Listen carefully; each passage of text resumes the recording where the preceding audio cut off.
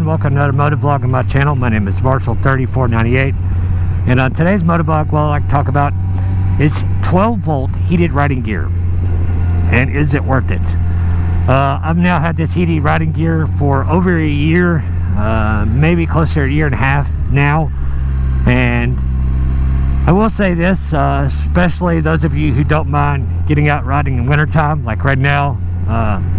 Here in East Tennessee where I live, it's 42 degrees. I have my top and bottom heated riding gear, 12 volt heated riding gear layer on, and I'm almost hot, and it's on medium.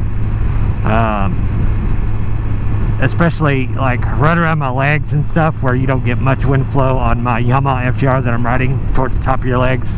I'm very comfortable. I've got the heated grips on medium on my bike, and these aren't even winter gloves I'm wearing, because the FTR has such good heated grips, because I do like the dexterity more of just your standard glove that's just waterproof like these. I don't really care that much for the winter riding gloves. You lose a lot of dexterity, especially with buttons, and I just like being able to feel the controls and all the buttons on the bike that much more with thinner glove on. I forget the exact brand. I'll put the link to Revzilla. I don't want to get it wrong in here in the video. I want to say it's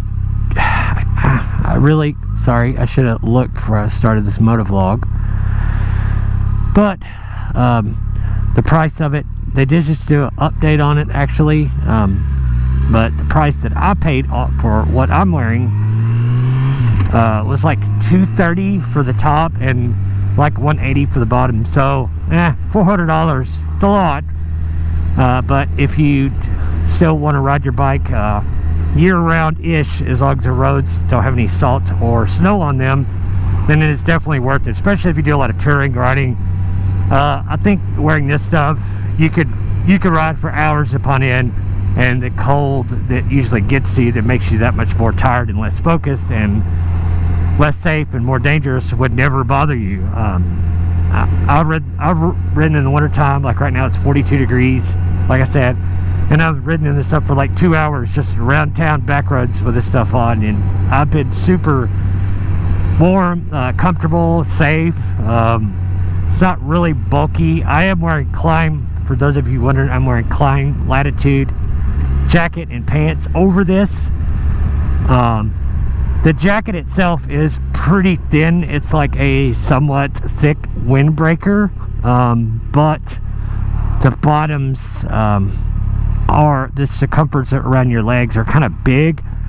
But so my Latitude pants, which are naturally big, which are really actually an ADV set of gear, so to speak, that's why the fit is a little generous around the legs, especially the bottom half. But the material itself is fairly thin, like a thick pair of jogging pants, so it will compress. But I don't know if you're wearing a somewhat tapered pair of riding pants, I don't know how well that would go underneath whatever you own if it was more tailored.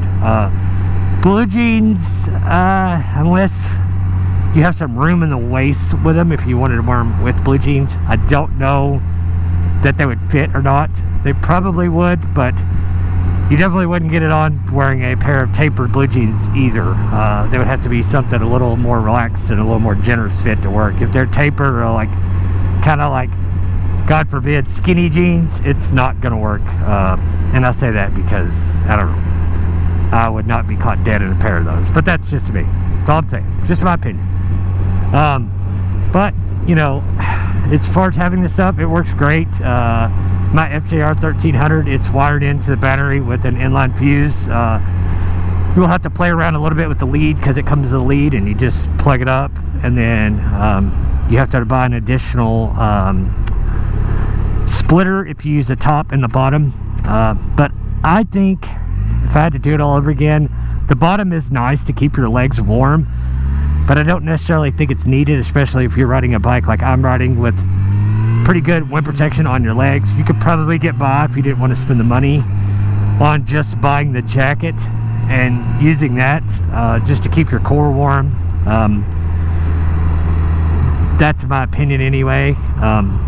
the jacket is just the jacket I think would be enough to keep you warm till it got really cold, like down almost to the 20s. And at that point, kind of you be your own judgment whether you want to ride in that cold or not.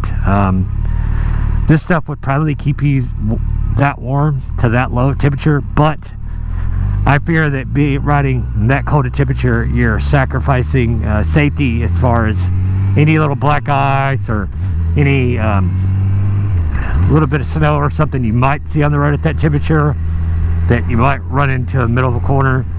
That's playing with fire, I think, and that's pushing the envelope just a little bit too much, in my opinion. If you're riding a big dual sport or something like that with semi-aggressive knobby tires on it, you might be okay. That's your call. I personally would not do it, but that's just me.